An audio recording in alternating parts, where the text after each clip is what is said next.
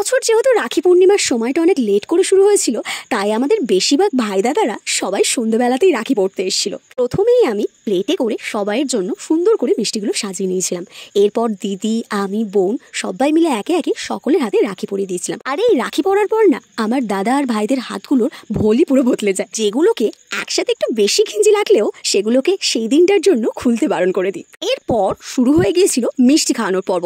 আর এই মিষ্টি খাওয়ানোর পর্ব শুরু হতেই যখন একজনের গালে মিষ্টি দেওয়া হয়, তখন বাদবাকি সবাই তাকে এত বেশি প্যাক দিতে শুরু করে যে শেষমেশ তার অবস্থা ঠিক এরকম হয়ে যায়। এছাড়াও এবছর রাখি পূর্ণিমার অনুষ্ঠানে আমাদের পরিবারে কিন্তু একটা নতুন সদস্য যুক্ত হয়েছে, সেটা হলো আমাদের ডানকি ম্যাডাম। বোন দাদাকে রাখি পরাচ্ছে, আরো ওপর থেকে বসে বসে শুধু ভাবছে যে বোন এমন কি করছে দাদার হাতে। এভাবেই যখন বিভিন্ন হাসি মজা ঠাট্টা করতে করতে আমাদের রাখি পূর্ণিমা অনুষ্ঠান একদম শেষ পর্যায়ে পৌঁছে যায়, তখন ভাইদের ঝুলি থেকে নানান ধরনের গিফট বের হয়। প্রত্যেক বছর ওদেরকে বারণ করে দিলেও ওরা কিছু না কিছু আমাদের জন্য নিয়ে আসবেই।